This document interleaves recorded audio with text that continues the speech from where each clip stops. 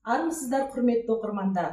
Көксу аудандық кітапханасының ұйымдастырған 2022 жылғы мерейтой иелеріне арналған кітап көрмесін назарларыңызға ұсынамыз. Кітап көрмеміз 2 бөлімнен тұрады. Бірінші бөлім поэзия жанры бойынша жырлары тербеп жүректі деп аталса, екінші бөліміміз проза жанры бойынша халық сүйген қаламгерлер деп аталады. Турашыл, тайсалмас батыл ақын Дулат Бабатайұлының туғанына 220 жыл. Кеудеме қайғы толған соң, тұнық жырмен жуынам деген өлең жолдарынан ақындықты тәңірдің сыйы, елдің мұңы, шерін толғайтын даналық өнер деп түсінгенін көрмемізге қойылған жинақтардағы өлең жолдарынан көруге болады. Төкпе ақын, әр айтыста сүрінбеген жүйрік ақын, Бақтыбай Жолбарысұлының 180 жылдығы.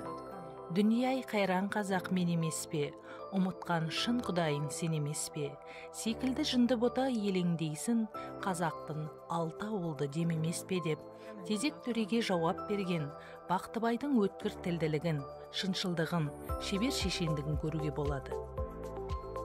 Аттандым ауыл анадан, оқуға кеттім қалаға, жабыламаған қараған, жалтаңдай кеттім далаға деген бейне лирикалық сөзбен сезімін жеткізе білген. Жетісу жерінен шыққан ақын Ғали Ормановтың 115 жылдығын атап өту мақсатында мына әдебиеттерді оқырмандар назарына ұсынып отырмыз. Асқандай көп тізімі шамадан, жасқандым жүректе жарадан, артымда туған ел сен ойлап, алыстап барамын жағадан деген жыр жолдарын жазған, бір өзі қос ғасырдың жүгін қатар арқалаған, өзі өмір сүрген заманның қоңыраулы үні де қоңыр сазы бола білген, ұлттық поэзиямыздағы сондай алып толғалы ақындарымыздың бірі әрі бірегейі Кәкімбек Салықовтың туғанына 90 жыл. Сағыныш деген алдыңда тұрған ағала басты көкіз аңғар, бақытың сенің, бағытың солай бара жатсалып бәк жандар деп жырлаған, дүниеге өзінің әппақ, тап-таза пейілімен келіп, сол көңілімен кеткен сағыныштың ақыны Төлеген Айбергеновтың туғанына 85 жыл толып отыр. Қазақтың Қанипасы атанған жыр шебері ақын Қанипа Бұғыбаеваның 80 жылдығы. Туған жер атамекен қосағашым, жыл өткен сайын қайта жасарасың. Өзіңде туып өсіп алғаш рет аттағам арманымның босағасын. Ақын шығармашылығының даралығын танытатын басты белгісі оның жырларында отанға, туған жерге деген сүйіспеншілік күйдің тұнық қасиетпен мөлдіреп тұратындығында.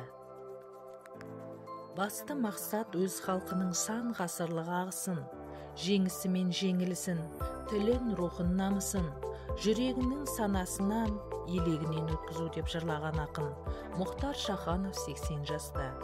Оның өлеңдерінің адамгершілік құндылықтарға толы поэзиясы жас ұрпақты жақсылыққа тәрбиелейтіні сөзсіз. Қазақ поэзиясының ең үлгілі атанған киелі Көксу жерінің ақын қызы Зайда Елғондинова биыл 75 жасқа толып отыр. Жетісуым, төбесіне төнген мәңгі аспан, ай жұлдызы ғашықпенен жарасқан, халқы ғажап, жері ғажап туған жер, ұлы Алла ел жұртына қарасқан. Міне, осындай өлең шумақтарын жыр сүйер қауымға арнаған.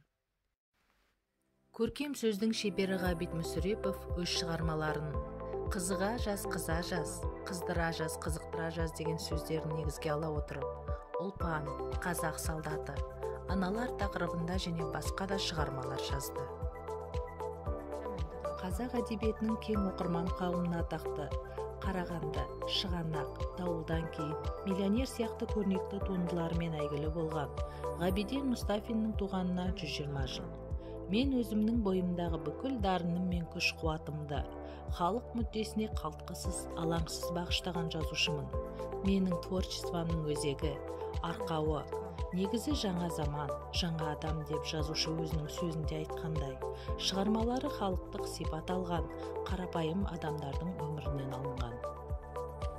Махаббат барша байлықтан күшті деп айтқандай, мөлдір махаббат пен кіршіксіз сезім туралы туындылар иесі Әзілхан Нұршайықовтың туғанына 100 жыл толып отыр.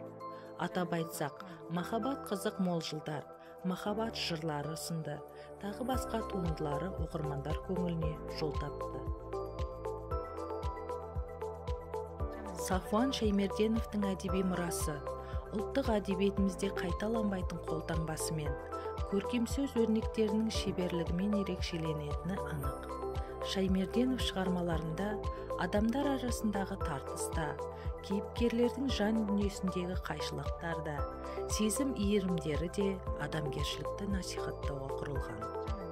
Көркем әдебиет ауыр артиллерия болса, публицистика жеңіл кавалерия деп, әдебиетті жоғары қойған Шерхан Мұртаза қазақ әдебиеті мен журналистикасында қатар өшпес із қалдырды. Шерхан Мұртаза шығармаларында тарихи оқиғалар мен мол өмір шындығы жатыр. Баға жетпес әдеби мұрасы, көркем туындылары мен аудармалары, ғылыми зерттеу еңбектері мен мақалалары, дүниежүзілік мәдениет пен әдебиетке асыл қазына болып табылатын туындылардың иесі профессор, ғалым, жазушы Немат Келімбетовтың туғанына 85 жыл. Оқырмандардың жүрегіне қатты әсер қалдырған шығармасы үміт үзгім келмейді және тағы басқа туындыларын айтып өтуге болады. Биыл жазушы, драматург Дулат Исабековтың 80 жас мерейтойы. Ол қазақ әдебиетіне көптеген жаңа туындылар әкеліп отырды. Оның кез келген шығармасы өзінше ерекше және оқырман назарынан ешқашан түскен емес. Атап айтсақ, әпке, алыстан келген анасы, мұрагерлер, кішкентай ауыл, тағы да басқа шығармалары. Ақселеу Сейдімбектің туғанына биыл 80 жыл.